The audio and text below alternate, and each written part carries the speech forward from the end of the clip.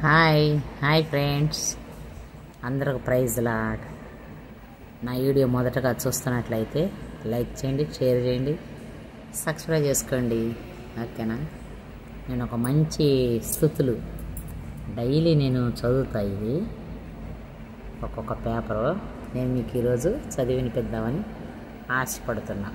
ఆశ గల ప్రాణాన్ని తృప్తిపరుస్తాడు కాబట్టి దేవుడు మీరు కూడా నేర్చుకుంటారు, చదువుతారు. అనుదిన ప్రార్థనకు ముందు ప్రతిరోజు ఈ స్తుతులు చదివి ప్రేయర్ చేసుకుంటాను. నేనైతే మీరు కూడా అలా చేసుకోవాలని ఆశపడుతున్నా.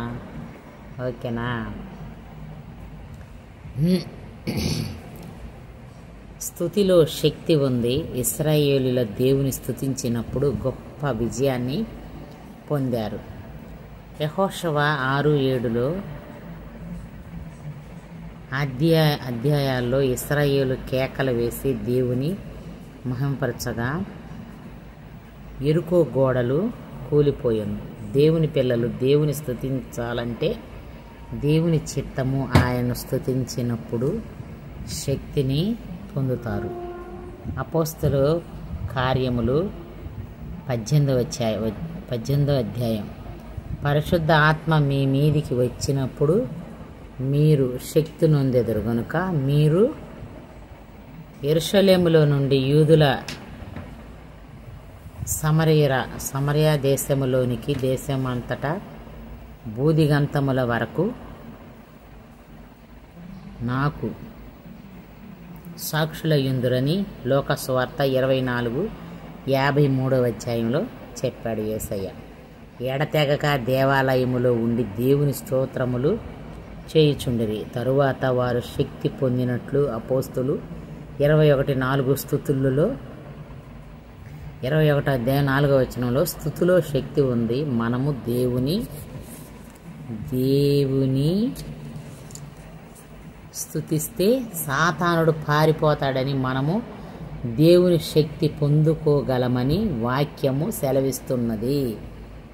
కీర్తనల గ్రంథం 81:10 అధ్యాయము. నీ నోరు బాగుగా తెరువుము, నేను దానిని నింపుదును. దేవుడు ఈ వాక్యాన్ని దీవించినగాక. మనం నోరు ఎంత బాగుగా తెరిస్తే అంత మన నోరు నింపుతాడంట. బాగుగా అంటే ఏంటి? అబద్ధపు మాటలు, కుళ్ళిపోయిన జోకులు, ఆ సొల్లు కబుర్లు కాదు. నీతి న్యాయాల మాటలు, ఒకళ్ళు బ్రతుకుతుంటే వారవలేని మాటలు కాదు, బాగుపడుతుంటే ఓర్చుకోలేని మాటలు కాదు. వాళ్ళని నువ్వు వీలైతే చూడాలనిపిస్తే, లేకపోతే చూడబాక.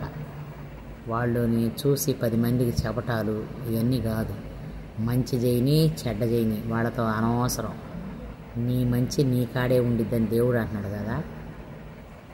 అదే నువ్వు కాపాడుకుంటూ ఉండు చాలు. అంతేగాని అదిగో లోకాశల్లో ఉంటున్నారు వాళ్ళు, వీళ్ళకైతే ఎప్పుడు ఇదే లోకులు ముచ్చట్లే కావాలని ఇతరులకు సాడీలు చెప్పి నువ్వు మెప్పు పొందొద్దు. దయచేసి నీది నువ్వు జాగ్రత్త పడుడి అన్నాడు. మన వస్తువు అనుకో, మనం జాగ్రత్త పడితే చాలు. అంతేగాని ఇతరుల వస్తువుల మీద ఆరాట పడ్డట్టుండి సాడీలు చెప్పడం మట్టుకే దయచేసి మానుకోమంటున్నాడు. నోరు బాగుగా తెరువు, నీ నోరు నింపుతాను అంటున్నాడు దేవుడు. మనం బాగుగా మాట్లాడితే మన నోరు నింపుతాడు. చెడ్డగా నోరు తెరిచినా చెడ్డ నోరే నింపుతాడు. మంచి నోరు తెరిస్తే మంచి నోరే నింపుతాడు. అవునా కాదా? నిజం ఇది అన్నవాళ్ళు నాకు ఒక లైక్ చేయండి, కామెంట్ చేయండి, సబ్స్క్రైబ్ చేసుకోండి నచ్చితే. ఓకేనా? నన్నెంతగానో ప్రేమించేను, నన్నెంతగానో కరుణించేను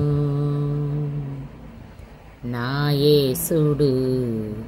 నా పాపము నా శాపము తొలగించెను, నన్ను నడిపించెను, నా భారమంతటిని తొలగించెను, నా భారమంతటిని తొలగించెను, నన్నెంతగానో ప్రేమించెను.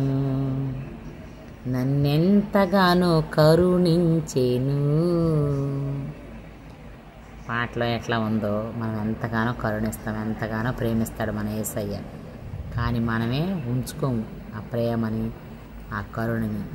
ఎప్పుడైనా సరే మనము ఒక రోజు మొత్తంలో కూడా ఆవగించంత విశ్వాసం అన్న పెడితే దేవుని మీద ఆ చనిపోయిన క్షణమైన పరలోక రాజ్యం వెళ్తామంట. ఈ రోజు అంతట్లో కూడా ఆవగించంత విశ్వాసాన్ని కూడా పెట్టుకోవట్లా. అట్లా తయారైంది లోకం. అందుకే దేవుడు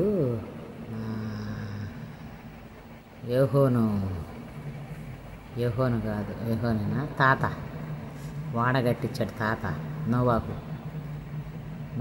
నోవాహు వాడగట్టించాడు అంటలా పాట ఉంది కదా. నోవాహు తాతతో పట్టణాన్ని ముంచొద్దు ప్రభు అంటే, ఆవగినంత విశ్వాసం ఉందా, నేను ముంచనులే అంటే ఉందా ఏమన్నా? ఆవగినంత విశ్వాసం కూడా లేదు. ప్రతి ఒక్కళ్ళు దేవుని దూషించేవాళ్ళు, ఒకళ్ళ మీద ఒకళ్ళకి సాకులు చెప్పుకునేవాళ్ళు, త్రాగుబోతులు, తిరుగుబోతులు, వ్యభిచారులు ఎక్కువైపోయారంట ఆ దేశంలో. అప్పుడు అందుకే జలప్రళయాన్ని రప్పించి ముంచివేశాడు. ఇప్పుడు మనకు కూడా ఆడాడ భూకంపాల ఎత్తని చూడు. ఏ పాపం ఎటు నుంచి వస్తుందో కూడా మనకు తెలియట్లే. మనం కూడా నోటితోనో కంటితోనో మనసుతోనో పాపం చేస్తూనే ఉంటాం.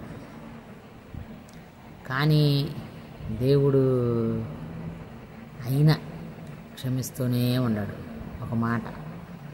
దేవుడు ఒక మాట అన్నాడు. ఆ మాట మీనే మనము పాపుల కొరకు వచ్చాను కానీ నేను నీతిమంతుల కొరకు రాలేదు అన్నాడు. నీతిమంతులు ఎప్పుడు దేవుని కాడికి వెళ్తారని దేవుడికి తెలుసు. పాపులు కూడా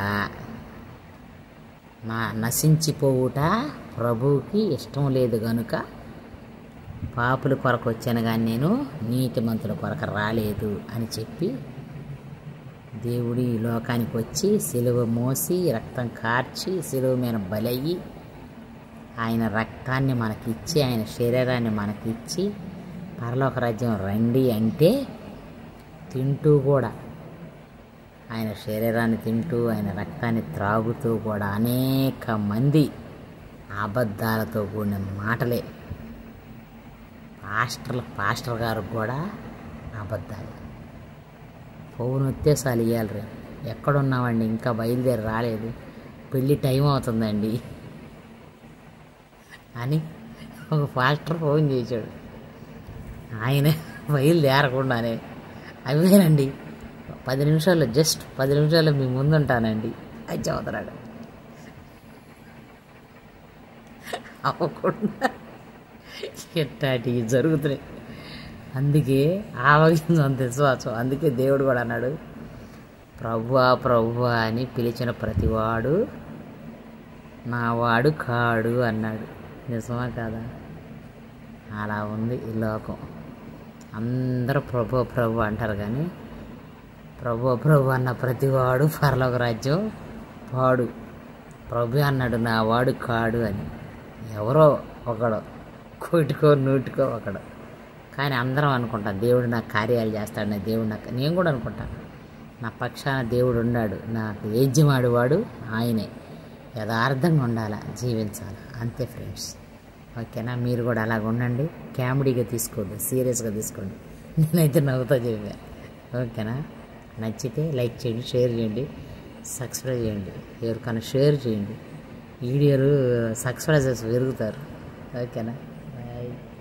బాయ్ అందరికి ప్రైజ్ లార్డ్.